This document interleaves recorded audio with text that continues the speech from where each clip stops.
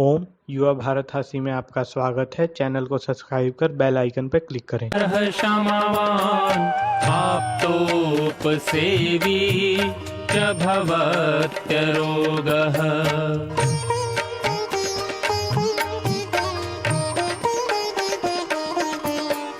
मतिर्वचः कर्म सुखानुबन्धी सत्वं विधेयं विशदा च बुद्धिः।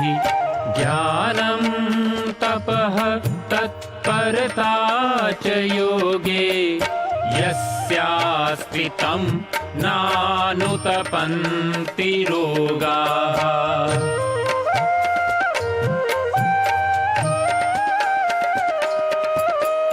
योगेन चित्तस्य पदेन वाचां मलं शरीरस्य च वैदिकेन योपाकरोतं प्रवरं मुनीनां पतञ्जलिं प्राञ्जलिरानतोऽस्मि। पतञ्जलिं प्राञ्जलिरानतोऽस्मि। पतञ्जलिं प्राञ्जलिरानतोऽस्मि।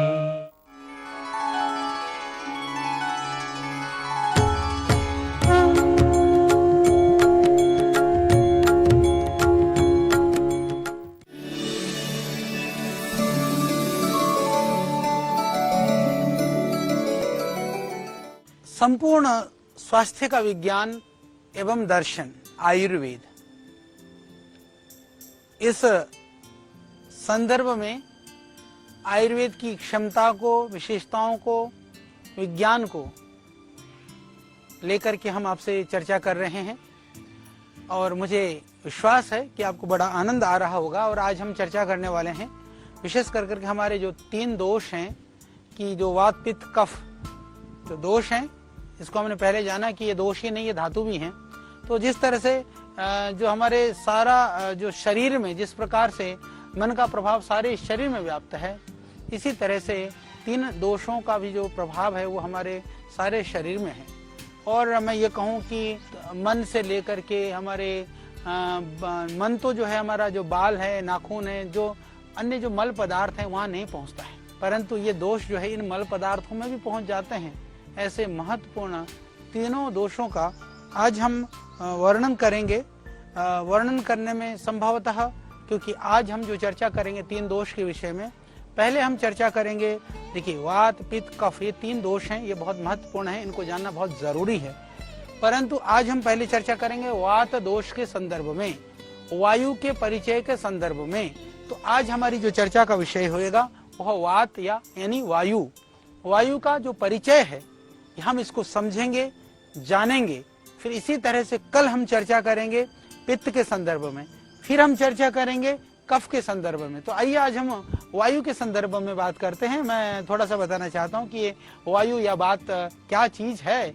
ये ऐसे तो आयुर्वेद की दृष्टि से देखें तो वात या वायु को 3 दोषों में सबसे अधिक महत्वपूर्ण माना गया है। और वात या वायु ये शब्द, दोनों ही शब्द संस्कृत के जो एक धातु है वा गति गंधनयो, इस धातु से ये दोनों शब्द बने हैं।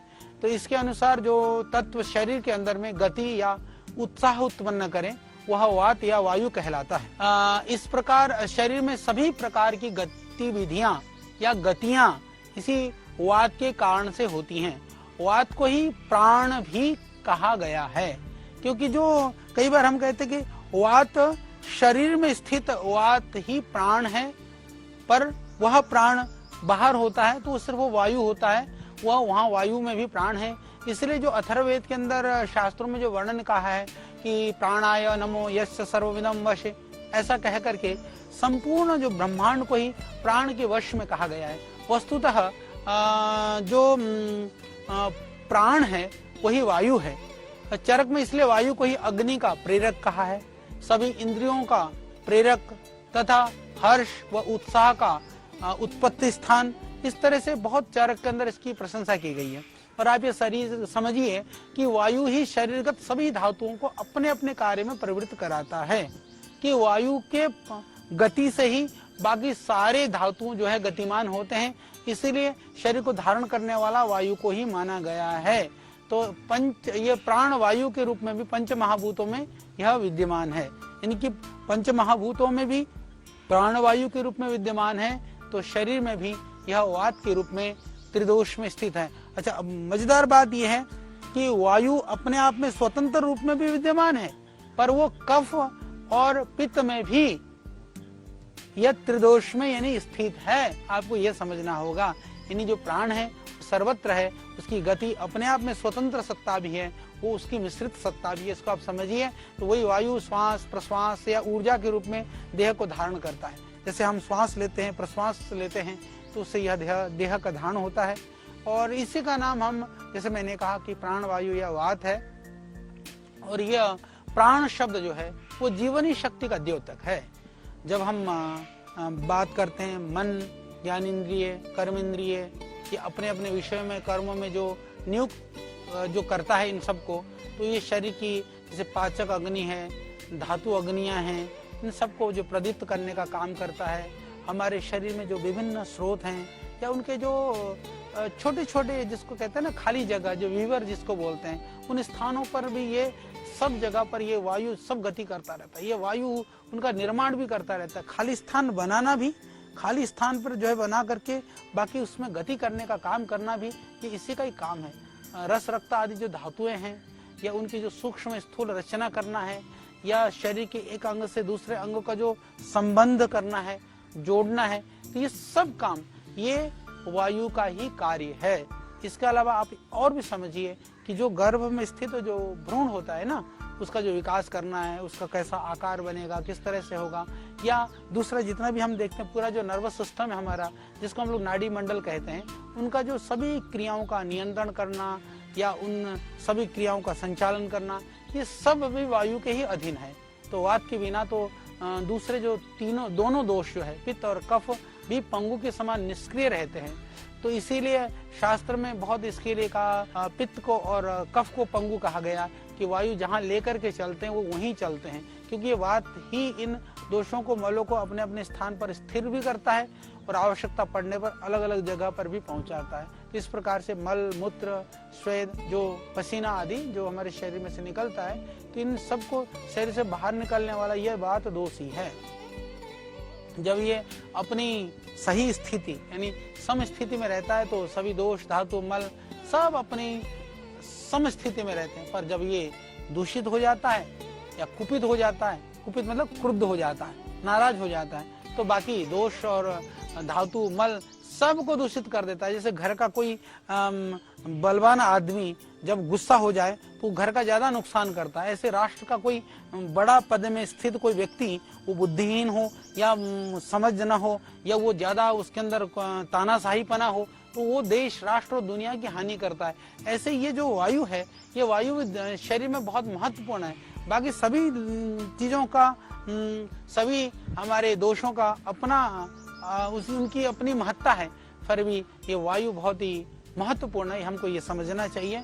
इसीलिए क्योंकि ये जिससे कि ये उस स्थान पर पहले से विद्यमान दोष में, क्योंकि वायु यदि किसी दोष को दूसरे स्थान पर पहुंचा दिया, पहले से यहाँ पर वो दोष पहले से ही है, तो बढ़ जाएगा, फिर रोग की उत्पत्ति हो जाएगी। तो इसीलिए आयुर्वेद के अनुसार शरीर में सभी प्रकार के रोगों का जो मूल कारण है, उसको वात को ही माना गया है। तो जहाँ सामान्य दशा में वात दोषों और दूष्य, यानी कि जो धातु है, मल हैं या जो उपधातुएं हैं, इनको अलग अलग रखता है, वहीं कुपित होने पर आपस में भिड़ा देता है, यानी कि इधर का उधर करेगा, कोई कहीं ज्यादा कर देगा, कहीं कम कर देगा, फिर वो बीमारियां पैदा होने लगती हैं। इसीलिए वात में एक विशेष गुण भी है। ये क्या करता है कि ये योग वाहिता है, अर्थात दूसरे दोषों के संयोग से उनके गुणों को धारण करना, यानी कि दूसरे के दोषों को संयोग से उनके गुणों को बढ़ाने का काम भी यह इस तरह से, ये जैसे कि मान लो जब यह पित्त दोष के साथ मिलता है तो उसमें दाह पैदा करेगा, उष्णता पैदा करेगा, तो वो पित्त के दोषों को बढ़ा देगा। और जी ये कफ के साथ मिल जाएगा जा करके, तो क्या करेगा, शीतलता को बढ़ा देगा। क्लेदन, जिसको क्लेदन का मतलब होता है गीलापन को बढ़ा देगा। तो इस तरह के गुणों को बढ़ा देता है। और ये वायु वात स्थान और कर्म के भेद से तो हम इसको वात को ही 5 प्रकार के जो पंच प्राण जो हम कहते हैं ना योग में प्राणों का बहुत महत्व है, तो वही प्राण ही यहाँ पर वात है। समझिए आप, प्राण, उदान, समान, व्यान और अपान, ये जो है ना, ये 5 जो पंच प्राण हैं, ये ही रोगों के उत्पत्ति के मुख्य कारण हैं। योग के द्वारा इन प्राणों की जो साधने की बात कही जाती है, आयुर्वेद में वायु को ठीक करने की बात की जाती है। इस तरह से सभी प्रकार के रोगों की उत्पत्ति में वात का योगदान होता ही होता है। परंतु केवल वात के प्रकोप से जो उत्पन्न होने वाले जो रोग हैं, नानात्मक जो रोग हैं, तो आयुर्वेद के अंदर मुख्य मुख्य रोगों की गणना 80 मानी गई है। तो अब हम इसको थोड़ा सा समझ लें। हमने इसको समझा कि प्राण और वायु, उसमें कोई फर्क नहीं है, और वायु की क्या महत्ता शरीर में है। वायु दोष है, पर वह धारण करने वाला है, इसलिए वो धातु भी है, और वह बाकी के दोषों को घटाने बढ़ाने का काम करता है, इसलिए वह योगवाही भी है। यानी पित्त के साथ मिलकर के पित्त के गुणों को बढ़ा देता है, कफ के साथ मिलकर के कफ के गुणों को बढ़ा देता है, तो वो तो लाभकारी भी है। परंतु जैसे मैंने आपको बताया, अब इसके जो स्वाभाविक गुण क्या है, स्वाभाविक गुण के अंदर कहा कि वात रुक्ष होता है, रुक्ष है, शीतल है, लघु है, सूक्ष्म है, चल है, विशद है। विशद का मतलब होता है इसमें चिपचिपाहट नहीं है, और खर है। तो इसीलिए कहा रुक्षः शीतो लघु सूक्ष्म चलो अथ विशद खरः। तो विपरीत गुणैर द्रव्यैर मारुतः संप्रशाम्यति। ये रुक्षता आदि जो वात के जो स्वाभाविक गुण हैं, जब वात सम अवस्था में होता है तो इन गुणों का हम अनुभव नहीं कर पाते, नहीं होता उस समय पर। परंतु आप देखेंगे कि जैसे उत्साह है, श्वास लेना है, छोड़ना है, ये सब जो इन सब कर्मों से पता चलता है कि वात वायु शरीर में काम कर रहा। हाँ, एक बात मैं और भी बता दूं कि यदि श्वास लेना और छोड़ना समाप्त हो जाए तो क्या वायु कार्य करना समाप्त कर देता है? नहीं, वायु का कार्य तो निरंतर चल रहा होता है, पर वो प्राण के रूप में जो काम कर रहा होता है वो कार्य खत्म हो जाता है। जब वात प्रकोपित होता है तब फिर क्या लक्षण दिखाई देने लगते हैं? शरीर में रुक्षता होने लगती है, शरीर में दर्द होने लगता है, शरीर में सूजन होने लगती है, शरीर में अकड़ाहट होने लगती है। ये सब शरीर पर प्रभाव, इस तरह के दोष दिखाई देने लगते हैं। जैसे मैं बात करूँ रुक्षता की, तो रुक्षता या फिर आदमी दुबला होता है, आदमी बौना होता है, आवाज़ जो है अटकी हुई होने लगती है, स्वरतंत्र के विकार हैं, गला खराब होने लगता है, भरभराने लगता है, और बहुत खुश्की आने लगती है, पर आवाज़ धीमी होने लगती है, भारी होने लगती है। ये सारे लक्षण जो है, नींद गड़बड़ाना है, नींद की कमी होना है, इसमें मुख्य कारण वात के कारण से है, यानी कि वायु की वजह से है।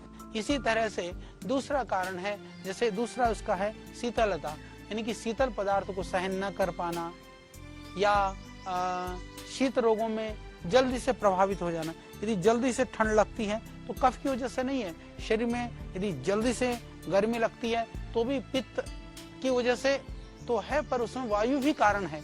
इसी तरह से जल्दी से बीमारी हो जाना, शरीर में कंपन होना, अकड़ाहट होना, ये सब भी। लघुता का अर्थ है कि शरीर में थोड़ा सा हल्कापन, चाल में गति, भोजन ग्रहण और वेग, जो स्पीड में जो लड़खड़ाहट है। फिर इसी तरह से जिसको हम चंचलता कहते हैं, संधियों में गति, आंखों में, भौं में, ठोड़ी में, जोड़ों में, ओठों में, जितने भी जो हमारे शरीर हैं, कंधों में, टांगों में, इसमें सब में अस्थिरता, ये जैसे पार्किंसन है, कंपन हो रहा, लड़खड़ाहट है, ये हलन है, ये सारी स्थितियाँ। इसी तरह से विशदता जिसको बोलते हैं ना हम लोग, जो उसमें अचिपचिपाहट होना, फैलाने व मोड़ने पर संधियों में कटकट होना। आपने देखा ना, कई बार शरीर कटकट करते हैं, यानी कि चिपचिपाहट की जो हमारे अंदर जो अंदर इसके अंदर जो लचीलापन होता है, जो फ्लूइड होता है, वो खत्म हो जाता है, तो ये अड़कटाहट कटकट के आवाज़ वगैरह आनी शुरू हो जाती है। आपने देखा होगा जो स्किन फटने शुरू हो जाती है कई जगह पर, ये सब भी इसकी वजह से है। तो ये जो खरकत्व है, खुरखुरापन भी आप देखेंगे, खुरदुरापन हालांकि पित्त से भी होता है, पर वायु से भी हो जाता है। जैसे सिर के बालों में, चेहरों में, कहीं पर भी आप देखेंगे कि ये रूखापन है, खुरदुरापन है, ड्राई स्किन है, तो ये भी वायु के कारण से है।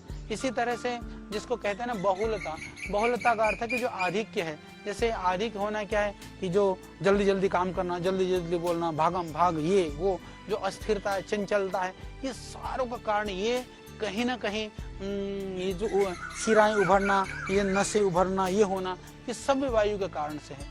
और जैसे मैंने कहा शीघ्रगामिता कि फास्ट काम करना, ये भी करो, जल्दी से खाया तो खटाखट खा लेना और भयानक गुस्सा करना। आजकल तो आप देखो तो हमको लगता है कि हाँ गुस्सा क्रोध तो पित्त से भी आता है, पर ये उसका जो यदि किसी की पित्त प्रकृति है और वो भयानक क्रोध करता है तो समझिए कि पित्त और वात मिल जाए तो वो तो मैं ऐसा मानता हूँ कि नीम और जैसे कि उसमें चढ़ा हुआ करेला, तो उसमें जल्दी जल्दी क्रोध हो जाना, चिड़चिड़ाहट मचाना, तो इन सब के लिए आप समझिए कि उसका वायु दोष विकृत हुआ है। या कुछ जल्दी से दूसरों को डराना, फिर अपने आप डर भी जाना, यानी कि हम दूसरों को, जैसे आपने देखा होगा जो क्रूर लोग होते हैं दूसरों को भयभीत करते हैं और वो अपने आप भी जल्दी से, इसी तरह से किसी की बात को जल्दी से ना पसंद है, नहीं मेरे को नहीं करना, मुझको तो पता है, ये सारे लक्षण मेरे भाई ये वात प्रकोपित होने के कारण से हो जाते हैं। ये क्यों हो जाते हैं?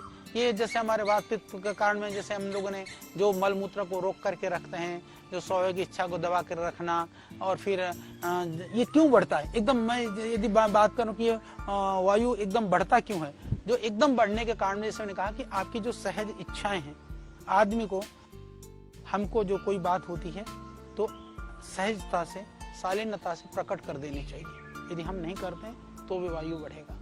और इसी तरह से जो बार बार भोजन खाते हैं, आजकल जो असमय में खाते हैं, ज्यादा खाते हैं, बिना पचे हुए भोजन खा लेते हैं, ये खतरनाक है वायु बढ़ाने में।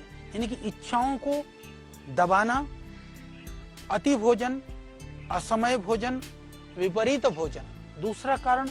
तीसरा कारण है जो देर रात तक जगना, कि समय पर न सोना, समय पर न उठना, इसके अतिरिक्त जो हमेशा तेजी में, क्रोध में, आवेग में रहना, इससे भी बहुत वायु बढ़ती है। तो प्लीज मेरी बातों को याद रखिए।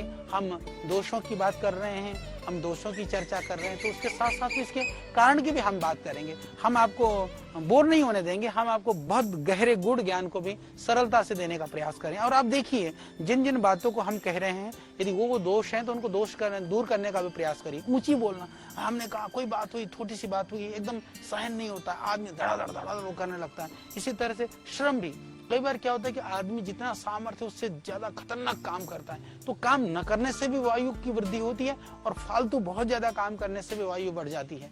और कई बार वायु की वृद्धि हो जाती है जैसे कि हम कहीं दब गए, अकड़ करके रहे, एक ही स्थिति में बहुत ज्यादा बैठना पड़ा, या किसी वाहन आदि में जब बहुत लंबी जर्नी कर लेते हैं तो उसको जो है एक ही स्थिति पर हमको रहना पड़ता है, तो भी वायु की वृद्धि हो जाती है। फिर कई बार कड़वे कसैली जो चीज होती है, हम ये सब खाते रहते हैं, जैसे होता है ना कि बहुत ज़्यादा मिर्च मसाले खूब खा लिया, या फिर सूखे मेवे जो है वो मेवे भी, क्योंकि वो वायु को बढ़ाते हैं बहुत ज़्यादा। इसके अलावा इतना ही नहीं, जो बहुत ज़्यादा चिंता करते हैं, चिंता करते ही सबसे पहले जो है ना वायु बढ़ती है।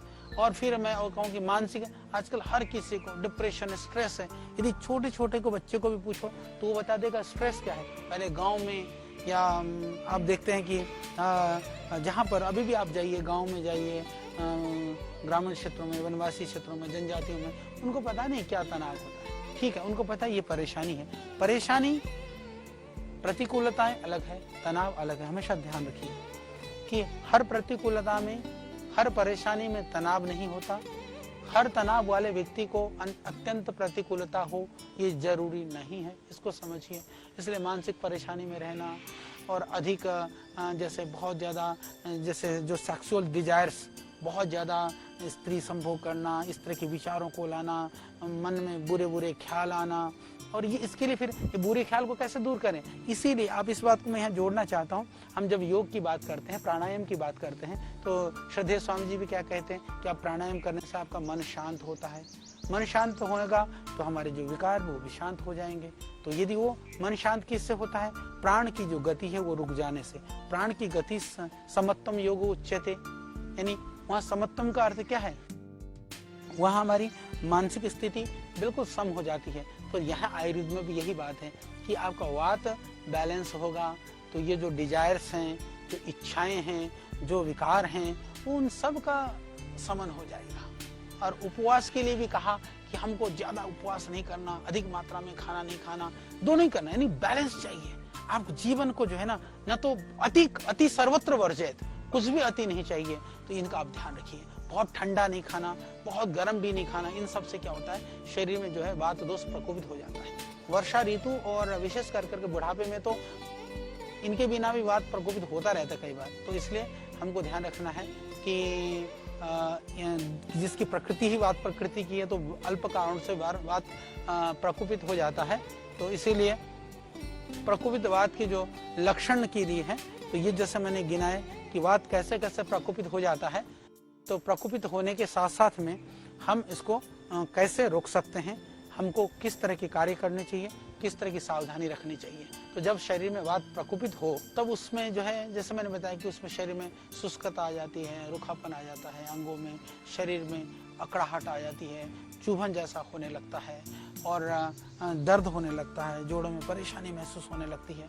तो ये सारे लक्षण जो है, ढीलापन, जोड़ों में ढीलापन भी आ जाता है, जो हड्डियां भी सरकनी शुरू हो जाती हैं, टूटना शुरू हो जाती हैं, अकड़ाहट बढ़ जाती है शरीर में, एकदम आदमी लचीलापन सब खत्म हो जाता है। तो ये कंपन शुरू हो जाता है। ये सारे लक्षण जितने भी गिना रहा हूँ, ये वात दोष के हैं। तो उपाय हैं, जैसे मैंने कहा, आप उचित योगासन करिए, प्राणायाम करिए, उचित आहार करिए, अपने विचारों को ठीक रखिए। तो इसी तरह से जैसे कमजोरी होना, कब्ज होना, नाखून, दांत, त्वचा, इसका सब काला फीका पड़ना, मुंह का स्वाद बिगड़ना, कसैला होना, ये सारे लक्षण भी ये सब वायु की वजह से ही होते हैं। तो इसीलिए वात का जो मूल जो स्थान है, वैसे तो देखा जाए हमारा जो आंत है, पक्वाशय है, वो इसका मूल स्थान है।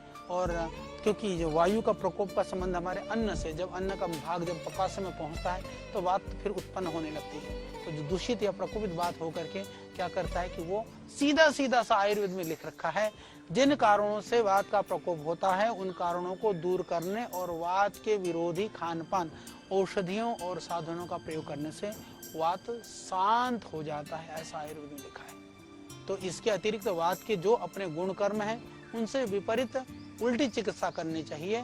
वात को सभी दोषों में प्रधान माना गया है। पित्त और कफ में भी वायु की गति प्रदान करता है। इसीलिए ध्यान रखिए कि वायु दोष को साम्य अवस्था में रखने के लिए विशेष ध्यान देना चाहिए। इसकी दृष्टि से कुछ प्रयोग हैं जो हमको करना जरूरी है, जैसे मैं आपको बता देता हूँ। पहला कार्य हमको करना चाहिए स्नेहन, यानी कि स्निग्ध पदार्थ जो घी, तेल, वसा, मज्जा, ये जो सेवन है, ये वायु को नहीं बढ़ाते हैं। स्निग्धता आती है, जैसे गर्म जल से नहाना है, या मालिश आदि करना है, या एनिमा आदि देना है, या कहीं पर भी सिकाई वगैरह करना है, या जैसे टब आदि में बैठना है, जिसको अवगाहन हम लोग कहते हैं। गर्म पदार्थों का प्रयोग करके जैसे पसीना लाना है, जैसे, और मृदु विरेचन, थोड़ा सा दस्त आदि के पेट साफ करने वाली चीज़ों को लेना है, तो जिसमें थोड़ा सा नमक, नींबू वगैरह डाल के पानी पी करके भी हम उसको मल बाहर निकल जाए, ये उपाय कर सकते हैं। रोग वाले अंगों पर हमें पोटली बना करके, जैसे सेंधा नमक है या उसमें सौंठ है या रेत है, उसको मिला करके हम उसको गर्म कर करके सिकाई कर सकते हैं। नस्य में जैसे षडबिंदु तेल आदि तो कफज रोगों में काम करता है, तो हम अणु तेल आदि को डालना, सरसों का तेल डाल करके ऊपर खींचना, फिर मालिश वगैरह करना, या हाथों को मालिश वगैरह के साथ में दबाना, ये सब उपाय हैं। फिर वातहर औषधियों की, जैसे मालिश, तेलों की मालिश के साथ साथ में इस तरह के काढ़ों का सेवन करना। अलग अलग रोगों के हिसाब से हम अनेक रोगों को, अनेक औषधियों के विषय में भी हम आपको बताएंगे। तो विशेष कर करके जो पाचक हैं, दीपक, जो औषधियाँ हैं, जो शरीर में जो स्टिमुलेट करने वाली जो चीज़ें हैं, जो उत्तेजना को पैदा करने वाली चीज़ हैं, वात को शांत करने वाली जो चीज़ है, इनको औषधियों को या इस तरह के पदार्थों का हम सेवन करें। और भोजन के रूप में जैसे गेहूं है, तिल, अदरक, लहसुन, गुड़ है, इसको डाल करके जो बनाए गए द्रव्य हैं इनको ले सकते हैं। और जैसे मैंने कहा कि एनिमा आदि का प्रयोग कर सकते हैं। रोग व परिस्थिति के अनुसार मानसिक उपचार भी, कि बहुत ज़्यादा हमको सजग रहना, मानसिक रूप से मजबूत रहना। और मैं विशेष बात कहूँ कि वायु से विविध रोग होते हैं। वायु का संबंध प्राण से, प्राणायाम के द्वारा प्राण को कंट्रोल किया जा सकता है। तो इसमें हालांकि तेल आदि पदार्थों का या फैट युक्त मांसाहारी लोगों के लिए कई बार आयुर्वेद में ऐसा भी कहा गया कि मांस रस आदि का सेवन भी, हालांकि योग की दृष्टि से देखें, आयुर्वेद की दृष्टि से देखें तो उसको हम उचित नहीं मानते हैं, तो फिर भी ऐसा हो तो थोड़े उसमें वो ले सकते हैं। तो क्योंकि मांसाहार से आप जानते हैं ग्लोबल वार्मिंग से लेकर के अभी भी जो कोविड-19 है उसमें भी कहीं ना कहीं मांसाहार का कारण माना गया है, इसीलिए मांसाहार से बचिए। बाकी शाकाहार से ही आप अपने उपाय और रोगों की निवृत्ति के साधन को ढूंढिए। तो इसीलिए अब मैं ये कहना चाहता हूँ कि हम लोग साधारण आहार लेकर के सावधानी पूर्वक शरीर के शोधन के साथ में और मालिश आदि के उपायों से, एनीमा आदि से, जैसे नीचे का अधोभाग का जो शुद्धि से हम अपने आप को ठीक रखें। इस तरह से हमने जाना कि वात प्रकोपित किन कारणों से होता है, वात प्रकोपित होने के लक्षण क्या है और इनको किस तरह से हम वात को ठीक कर सकते हैं। तो इन सावधानियों को अपना करके प्रकोपित वात को ठीक करिए। और वायु दोष नहीं है, वायु धातु है, वायु शक्ति है, वायु प्राण है, हमने इसको समझा। और अब हम अगली कड़ी में फिर आपको बताएंगे पित्त क्या है, पित्त का क्या प्रभाव है शरीर में और किस तरह से पित्त को हम बढ़ा या घटा सकते हैं, पित्तजन्य दोषों को कैसे दूर कर सकते हैं। ऋषियों के ज्ञान से लेकर प्रकृति के वरदान तक, आयु के विज्ञान से लेकर आयुर्वेद के सिद्धांत तक, प्राचीन चिकित्सा पद्धति के हर पहलू का प्रासंगिक विवेचन।